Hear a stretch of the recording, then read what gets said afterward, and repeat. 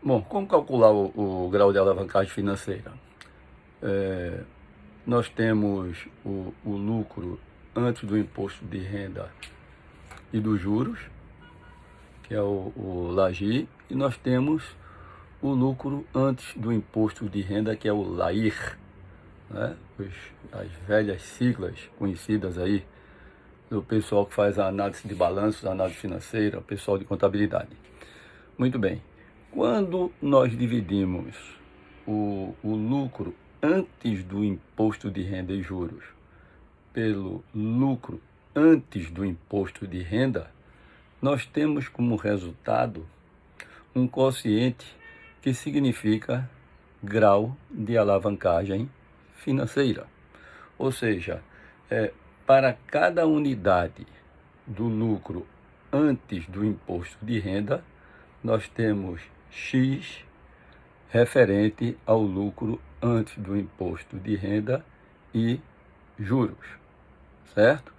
Então, quanto maior for esse grau de alavancagem, significa que a empresa está tendo sucesso com relação ao seu grau de alavancagem financeira, ou simplesmente com a sua alavancagem financeira.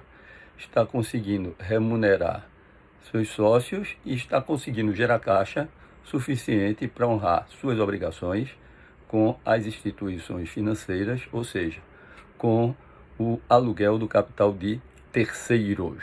Isso é uma informação muito importante. Então, por isso que o grau de alavancagem financeira ela precisa constantemente estar sendo monitorada para saber se esse resultado realmente está chegando aos seus efeitos. Bom, mas o grau de alavancagem financeira não aparece de forma solitária. É preciso também, em paralelo, calcular o grau de alavancagem operacional.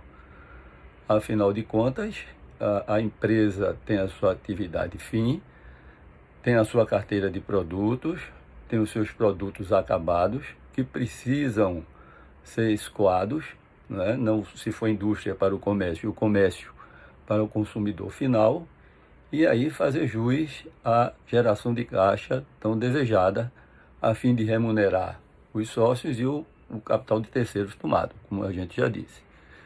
E um dos grandes pontos cruciais no que se refere à alavancagem operacional é poder administrar bem os custos fixos de uma empresa.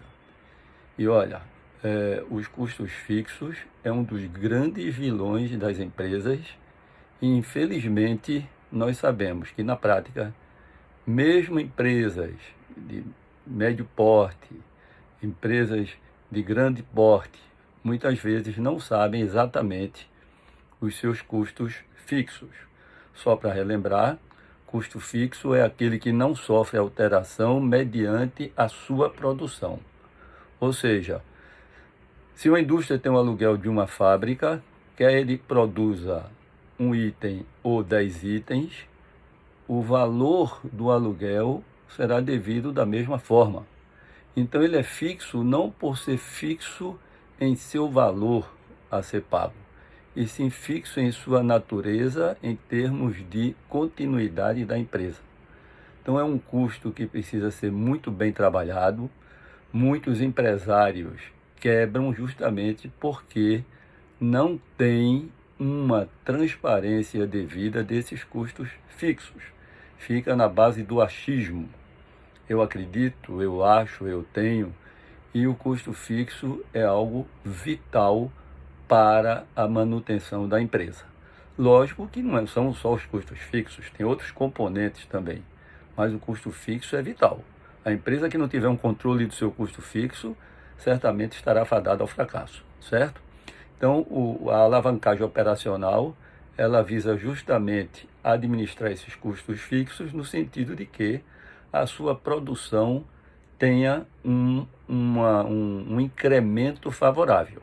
Para isso, ela precisa ter maquinários modernos, precisa ter uma mão de obra bem treinada, precisa ter uma capacidade instalada que justifique esses custos fixos que, ora presentes, possam ser considerados adequados para proporcionarem alavancagem operacional.